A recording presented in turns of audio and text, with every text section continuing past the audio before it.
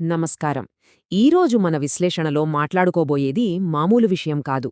దేశం మొత్తం కళ్లప్పగించి ఉత్కంఠగా చూసిన ఒక రియల్ లైఫ్ బ్లాక్ బస్టర్ ఇది. తెరమీద కాదు, తమిళనాడు రాజకీయ యవనికపై కళ్ల ముందు ఆవిష్కృతమైన ఒక ఎలక్షన్ థ్రిల్లర్. ఒక సామాన్యమైన ఎన్నిక అనుకున్నది ఎవరూ ఊహించని ఒక అతిపెద్ద రాజకీయ భూకంపంగా ఎలా మారిందో మనమిప్పుడు వివరంగా చూద్దాం. ముందుగా అందరి మైండ్ బ్లాక్ చేసిన ఈ నంబర్ చూడండి, 100. కరెక్టుగా చెప్పాలంటే మే 4, 2026 ఉదయం కౌంటింగ్ మొదలైన కాసేపటికే కొత్తగా పుట్టిన తమిళగ వెట్రి కలగం, అదేనండి టీవీకే పార్టీ, ఒంటరిగా బరిలోకి దిగి ఏకంగా 100కు పైగా స్థానాల్లో లీడింగ్లో ఉండటం చూసి యావత్ దేశం ఒక్కసారిగా ఆశ్చర్యపోయింది. ఇదొక massive block buster cinema climax real లైఫ్లో జరగడం లాంటిది. అక్షరాల 60 ఏళ్లుగా ద్రావిడ రాజకీయాలను శాసించిన ఆధిపత్య కోటలు పేకమేడల్లా కూలిపోయాయి.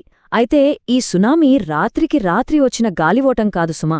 ఈ అద్భుతాన్ని అర్థం చేసుకోవాలంటే మనం కాస్త వెనక్కి వెళ్ళి దశాబ్ద కాలంగా అత్యంత పకడ్బందీగా ప్లాన్ చేసిన ఒక అసాధారణ ప్రయాణాన్ని చూడాల్సిందే. ఒక నటుడి ప్రస్థానం రాజకీయ సునామీగా ఎలా మారిందో ఈ టైంలైన్ చూస్తే అర్థమవుతోంది. 90లో రొమాంటిక్ హీరో, 2000 నాటికి దళపతిగా తిరుగులేని మాస్ ఫాలోయింగ్. అక్కడితో ఆగిపోలేదు. 2010 తర్వాత వచ్చిన ఆయన బ్లాక్ బస్టర్ సినిమాల్లో చాలా బలమైన సామాజిక విమర్శలుండేవి. ఆ సోషల్ అవేర్నెసే ఈరోజు టీవీకే పార్టీ ఆవిర్భావానికి గట్టి పునాది వేసింది.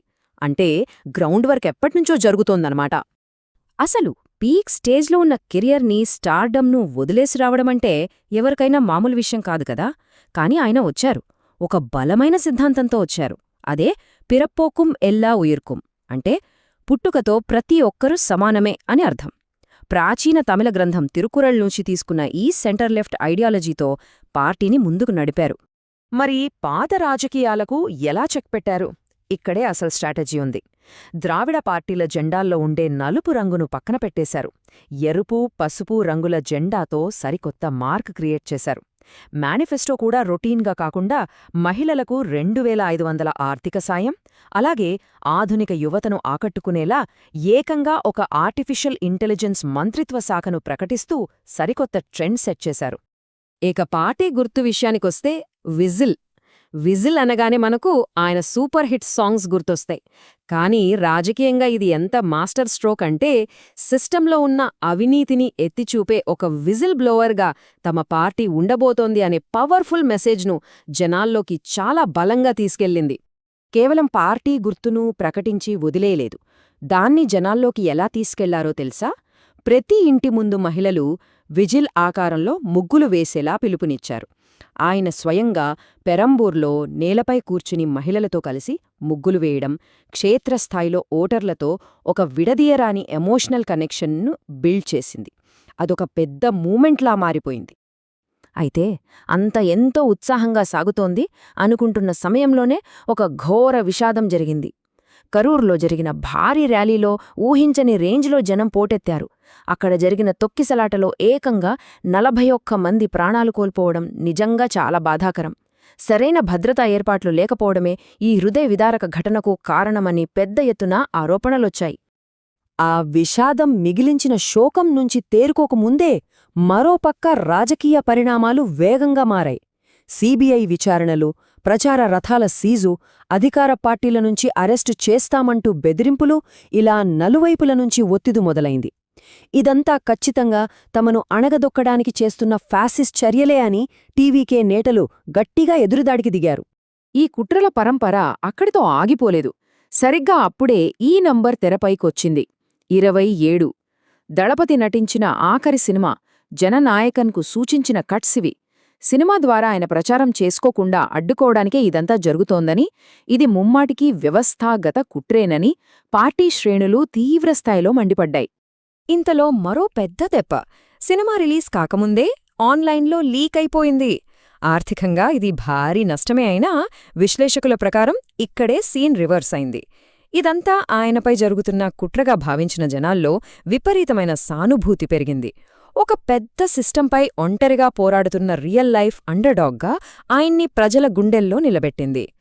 ఇదంతా మనల్ని మే 4, ఎలక్షన్ కౌంటింగ్ క్లైమాక్స్కి తీసుకొస్తోంది. ఒక్కసారి ఆ రిజల్ట్స్ గమనిస్తే ఏకంగా 106 స్థానాల్లో టీవీకే ప్రభంజనం సృష్టిస్తే అన్నాడీఎంకే 62 స్థానాలకు పరిమితమైంది. ఇక అధికార డీఎంకే 45 నుంచి 55 సీట్ల మధ్యలో ఉండిపోయింది. పల్లె, పట్నం అనే తేడా లేకుండా ప్రజలంతా కొత్త నాయకత్వానికి బ్రహ్మరథం పట్టేశారు. ఈ వేవ్ ఏ రేంజ్లో ఉందంటే దాని చెప్పడానికి ఈ ఒక్క ఉదాహరణ చాలు. దశాబ్దాలుగా ఎవరూ కన్నెత్తి కూడా చూడలేని సాక్షాత్తు ముఖ్యమంత్రి స్వంత కంచుకోట కొల్లత్తూర్. అక్కడ కూడా ఒక దశలో టీవీకే అభ్యర్థి లీడింగ్లోకి రావడం నిజంగా అల్టిమేట్ షాక్.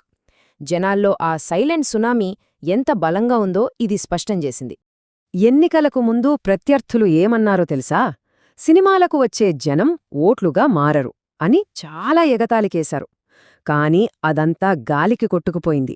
అందరూ పాత పార్టీలే గెలుస్తాయనుకున్న టైంలో యాక్సెస్ మై ఇండియా సర్వే మాత్రమే టీవీకే విజయాన్ని ముందే పసిగట్టింది. ఇది ఖచ్చితంగా గ్రౌండ్ రియాలిటీని పట్టుకున్న డేటా సైన్స్ విజయమని చెప్పుకోవాలి.